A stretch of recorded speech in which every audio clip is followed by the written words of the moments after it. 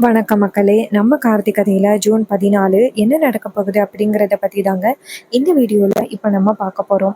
வீடியோவுக்கு மறக்காம லைக் பண்ணிக்கோங்க. நீங்க லைக் பண்றது தான் எங்களுக்கு அடுத்தடுத்து வீடியோ போடுறதுக்கு ரொம்பவே இன்ட்ரெஸ்டிங்கா இருக்கும். ஸோ மறக்காம லைக் பண்ணிட்டு இந்த வீடியோவ தொடர்ந்து பாருங்க. என்ன நடக்குது அப்படின்னா, ரேவதி பக்கத்துல மருது வந்து உட்கார்றாரு. சாமியார் தாலி எடுத்து மருதுகிட்ட குடுக்குறாங்க. மருது வந்துட்டு ரேவதியோட கழுத்துல தாலி கட்ட போறாரு. இது வரைக்கும் கான்ஃபிடென்ட்டா இருந்த ரேவதிக்கு பயம் அதிகரிக்க ஆரம்பிக்குது. ஒருவேளை இவ மட்டும் நமக்கு தாலி கட்டிட்டா அப்படின்னா, அதுக்கப்புறம் என்னால கடைசி வரைக்கும் மாமா கூட சேரவே முடியாது. அவர என்னால கல்யாணம் பண்ணிக்கவும் முடியாது. மனசு பூரா அவர வச்சுக்கிட்டு என்னால எப்படி வந்துட்டு இவன கல்யாணம் பண்ணிக்க முடியும் அப்படின்னு ரேவதி யோசிக்க ஆரம்பிக்கிறாங்க. மறுபடியும் வாசலையே பார்க்குறாங்க. பார்த்தா யாரையுமே காணோம். ரோஹிணி இத பார்த்துட்டு, "ரேவதி, என்னடி நீ பாட்டுக்கு இப்படியே உட்காந்துருக்க? சீக்கிரம் கல்யாணம் வேண்டான்னு சொல்லிட்டு எழுந்திருடி" அப்படின்ட்டு ரோஹிணி நினைச்சிட்டு இருக்காங்க. அப்ப ஈஸ்வரி மருதுவ பார்த்து, "மாப்ள தாலி கட்டுங்க" அப்படின்னு சொல்றாங்க. அப்ப மருது வந்துட்டு ரேவதியோட கழுத்துல தாலி கட்ட போறாரு.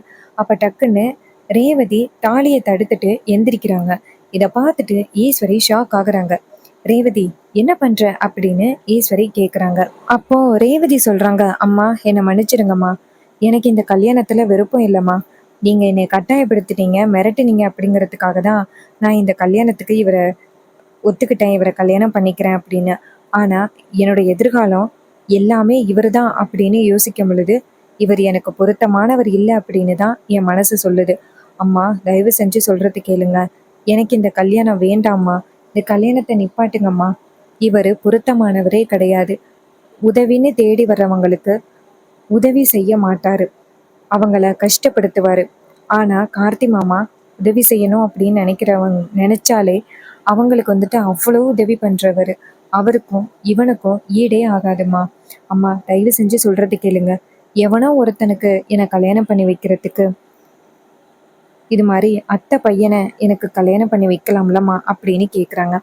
ஈஸ்வரி இது வரைக்கும் அமைதியா இருந்தவங்க டென்ஷன் ஆகி, "ஏய், என்னடி உன் இஷ்டத்துக்கு பேசுற? இங்க பாரு, என்ன ஆனாலும் சரி, நீ அந்த டிரைவர் பையல கல்யாணம் பண்ணிக்கவே முடியாது. அந்த பரமேஸ்வரியோட பேரனை நான் என்னைக்குமே உன் கூட சேர்த்து வைக்க மாட்டேன். அவனால நான் எவ்வளோ கஷ்டப்பட்டிருக்கேன் தெரியுமா? உனக்கு தெரியாது. அவன் நம்ம குடும்பத்துக்கு எவ்வளோ துரோகம் பண்ணியிருக்கான் அப்படின்னு."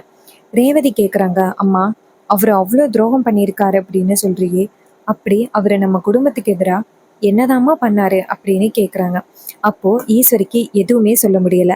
ராஜா ஈஸ்வரிய பார்த்து, "ஈஸ்வரி, என்ன எதுவுமே பேசாம இருக்கிற? நம்ம பொண்ணு கேக்குறால, அவ கேக்குற கேள்விக்கு பதில் சொல்லு. இது வரைக்கும் மாப்பிள்ளை இந்த குடும்பத்துக்கு என்ன துரோகம் பண்ணாரு அப்படின்னு உன் பொண்ணு கேக்குறா. அவளுக்கு பதில் சொல்லு ஈஸ்வரி" அப்படின்னு. ஈஸ்வரி சொல்றாங்க, "இங்க பாருங்க, நீங்க யாரும் தேவையில்லாம இந்த விஷயத்துல தலையிடாதீங்க. என் பொண்ணுக்கு எப்படி வாழ்க்கையை அமைச்சு கொடுக்கறது அப்படின்னு எனக்கு தெரியும். நீங்க யாரும் இதுல பேசக்கூடாது" அப்படின்னு. அதுக்கு ராஜா சொல்றாரு, "இங்க பாரு ஈஸ்வரி, நீ பண்றது ரொம்ப பெரிய தப்பு. நீ பண்றது தப்பு அப்படின்னு எப்பதான் புரிஞ்சுப்ப?" ரேவதி சொல்றாங்க, "அப்பா, இங்க பாருங்க, எனக்காக நீங்க ஆதரவா பேசுறீங்க அப்படின்னு எனக்கு புரியுது. ஆனா நீங்க பேசுனா அம்மா கண்டிப்பா உங்க மேல ரொம்ப கோவப்படுவாங்க. நீங்க பொறுமையா இருங்கப்பா.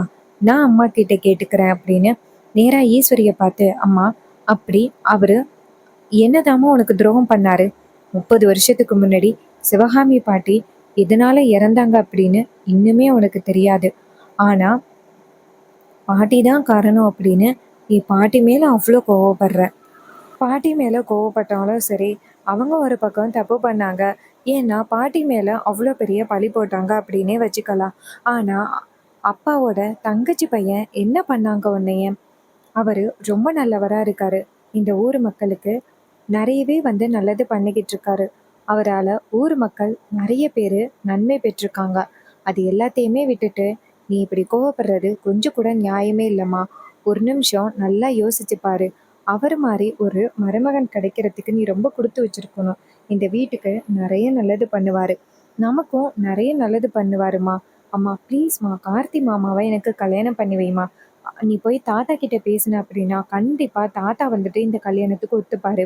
ரொம்ப வருஷமா பிரிஞ்சு இருக்கிற 2 குடும்பமும் ஒண்ணு சேர்றதுக்கு நிறைய வாய்ப்பு இருக்குமா. ஏம்மா நீ இப்படி பிடிவாதம் பண்ற அப்படின்னு கேக்குறாங்க. இதை கேட்டதும் ஈஸ்வரி சொல்கிறாங்க, இங்கே பாருடி, நீ தேவையில்லாமல் பேசாத.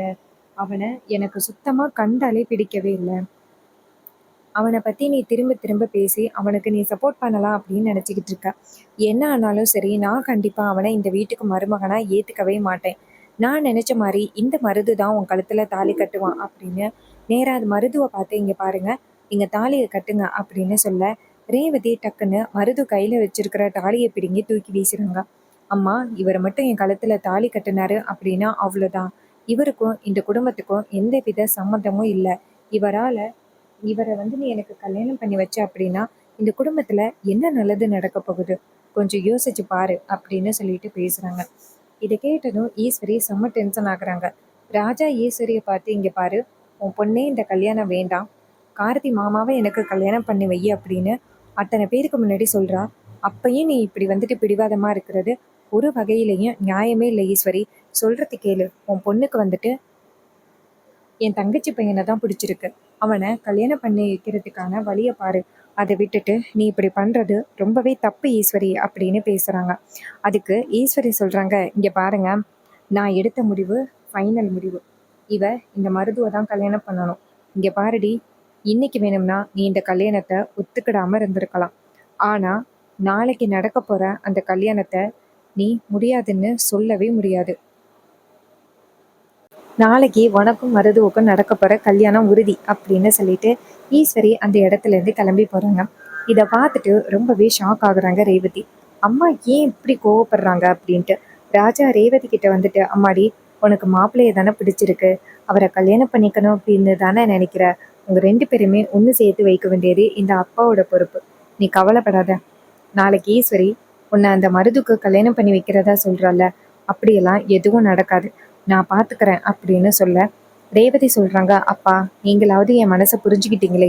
அதுக்கு அவர் சொல்கிறாரு, அம்மாடி, அவரை உனக்கு கல்யாணம் பண்ணி வைக்கிறதுனால இத்தனை வருஷமாக பிரிஞ்சு இருக்கிற 2 குடும்பமும் ஒன்று சேரத்துக்கு எவ்வளோ வாய்ப்புகள் இருக்குது. அப்படி கிடைக்கிற வாய்ப்பை நான் எப்படிமா வேண்டான்னு சொல்லுவேன். நீ கவலைப்படாத. நடக்க போகிற கல்யாணம் உனக்கும் கார்த்திக்கும் மட்டும்தான், உனக்கும் அந்த மருதுக்கும் கிடையாது. நீ என் மேலே நம்பிக்கை வச்சிருக்கேல்ல. ரேவதி சொல்கிறாங்க, ஆமாப்பா, எனக்கு நம்பிக்கை இருக்குது. ராஜா சொல்கிறாரு, சரிம்மா, நீ போயிட்டு ரெஸ்ட் எடு, நாளைக்கு உனக்கும் கார்த்திக்கும் தான் கல்யாணம் நடக்கும் அப்படின்னு. இன்னொரு பக்கம் ஈஸ்வரி ரூமுக்கு போயிட்டு செம்ம காண்டில் நிற்கிறாங்க. மருது அந்த இடத்துக்கு வந்துட்டு, அத்தை, ரேவதியை 2 தட்டு தட்டி சொல்கிற பேச்சு கேட்க வைப்பீங்க அப்படின்னு பார்த்தா நீங்கள் ரேவதிக்கு சம்மதம் மாதிரி பேசிட்டு வந்துட்டு இருக்கீங்க. நீங்கள் பாருங்க, நீங்கள் எனக்கு ரேவதியை கல்யாணம் பண்ணி வைக்கிறதா சொல்லியிருக்கீங்க. ஏதாவது ஒரு வகையில் ரேவதியை எனக்கு நீங்கள் கல்யாணம் பண்ணி வச்சே ஆகணும் அப்படின்னு ஈஸ்வரி சொல்கிறாங்க. ஏய், நான் தான் கல்யாணம் பண்ணி வைக்கிறேன்னு சொல்லிட்டேன்னு இப்போ எதுக்கு நீ தேவையில்லாமல் இங்கே சத்தம் போட்டுக்கிட்டு இருக்க? இங்கே பாரு, மற்றவங்க மாதிரி என்னட்ட இப்படி சத்தம் போடலாம், குரல் உயர்த்தி பேசலாம் அப்படின்னு நீ நினச்சிட்டு இருக்காத. இந்த ஈஸ்வரியை பற்றி உனக்கு தெரியல அப்படின்னு. அதுக்கு மருது சொல்கிறாரு, இங்கே பாருங்கத்த, நீங்கள் கல்யாணம் பண்ணி வைக்கிறீங்க அப்படின்னு சொன்னதுனால தான் ஊர்லேருந்து நானும் என் தங்கச்சியும் வந்தோம். இல்லைன்னா நாங்கள் 2 பேரும் இந்த பக்கமே வந்திருக்க மாட்டோம். எனக்கு நீங்கள் ரேவதியை கல்யாணம் பண்ணி வச்சே ஆகணும். ஈஸ்வரி சொல்கிறாங்க, இங்கே பாரு, அதெல்லாம் கல்யாணம் நடக்கும் அப்படின்னு. சந்திரா சொல்கிறாங்க, ஆமாம், அக்கா சொன்ன மாதிரி உங்கள் 2 பேருக்கும் கல்யாணம் நடக்கும். நீ தேவையில்லாமல் இங்கே சத்தம் போடாதப்போ அப்படின்னு சொன்னதும் மருது நினைக்கிறாரு, இந்த நேரத்தில் தங்கச்சி வேற இல்லை, அவள் இருந்தா இந்த சூழ்நிலையை எப்படி சமாளிக்கிறது அப்படின்னு கரெக்டாக சமாளிச்சிருவா அப்படின்னு மருது செம்ம டென்ஷனாக அந்த இடத்துலேருந்து போகிறாரு. அப்போ சந்திரா சொல்கிறாங்க, பாத்தியாக்கா, ரேவதிக்கு மனசில் எந்தவித பழைய ஞாபகங்களும் இல்லாமலே இப்படி பேசுகிறா அப்படின்னா, அவளுக்கு பழைய ஞாபகங்கள் வந்துருச்சு அப்படின்னா உன் பேச்சை கொஞ்சம் கூட மதிக்கவே மாட்டா. சீக்கிரம் அவளுக்கு பழைய ஞாபகங்கள் வரத்துக்குள்ள அவளை சீக்கிரம் அந்த மருதுக்கு கல்யாணம் பண்ணி வைக்கணும். இல்லைன்னா அவள் மறுபடியும் அந்த டிரைவர் பையில தான் கல்யாணம் பண்ணிப்பேன், அவன் கூட தான் போவேன் அப்படின்னு சொல்லி ரொம்ப பிடிவாதம் பண்ணுவா. நீதாக்கா ஏதாவது பண்ணணும். ஈஸ்வரி சொல்கிறாங்க, சரி சந்திரா, நான் பார்த்துக்கிறேன் சந்திரா அப்படின்னு சொல்கிறாங்க. சந்திராவும் சரிக்கா அப்படின்னு சொல்லிட்டு சந்திரன் நினைக்கிறாங்க, நேரம் கல்யாணம் நடந்திருந்தா என்னென்னமோ ட்விஸ்ட் நடந்திருக்கும், ஆனால் கடைசியில் இப்படி ஆகிடுச்சு அப்படின்னு சந்திரா ஷாக் ஆகுறாங்க. அண்ட் இந்த கதை உங்களுக்கு பிடிச்சிருக்கா? இந்த கதை பிடிச்சிருந்துச்சுன்னா இந்த வீடியோவுக்கு மறக்காமல் லைக் பண்ணிக்கோங்க. நீங்கள் லைக் பண்ணுறது தான் எங்களுக்கு அடுத்தடுத்து வீடியோ போடுறதுக்கு ரொம்பவே இன்ட்ரெஸ்டிங்காக இருக்கும். ஸோ மறக்காமல் லைக் பண்ணிவிட்டு இந்த வீடியோவை தொடர்ந்து பாருங்கள். தேங்க்யூ ஃபார் வாட்சிங். See you on next video.